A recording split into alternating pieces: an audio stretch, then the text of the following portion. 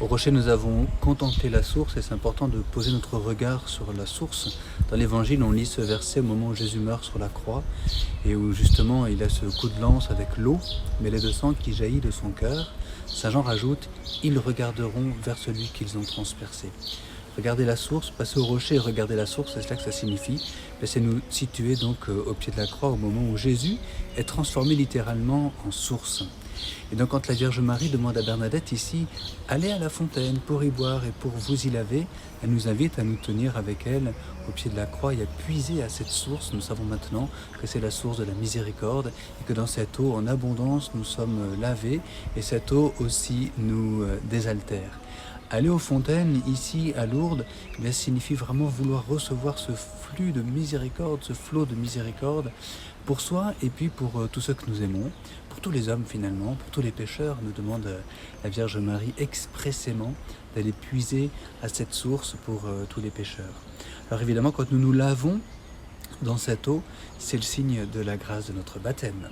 Nous sommes renouvelés dans notre baptême, symboliquement. Bien sûr, il faudra ensuite accéder au sacrement de la réconciliation, qui est le renouvellement vraiment plénier de la grâce du baptême qui fait de nous des enfants de Dieu, qui nous restaure dans notre dignité de fils de Dieu.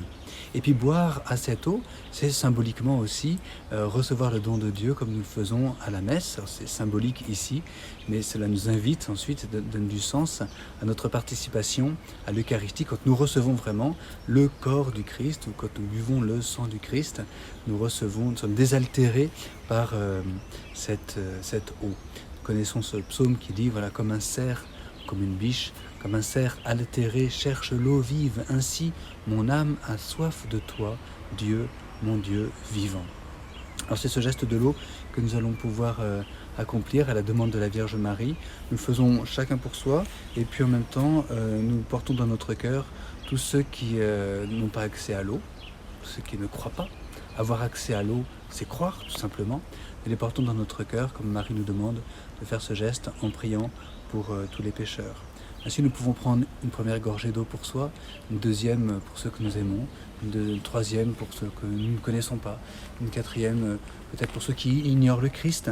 Enfin, on pourrait boire énormément de gorgées d'eau comme cela en pensant à tout le monde. Nous allons le faire maintenant ensemble.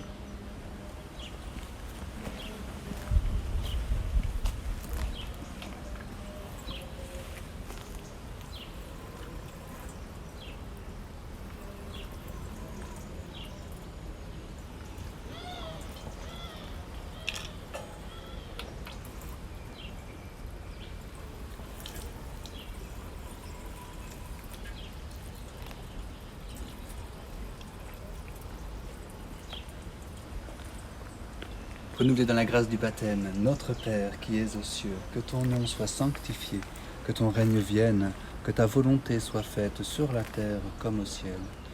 Donne-nous aujourd'hui notre pain de ce jour. Pardonne-nous nos offenses comme nous pardonnons aussi à ceux qui nous ont offensés, et ne nous laisse pas entrer en tentation, mais délivre-nous du mal. Amen.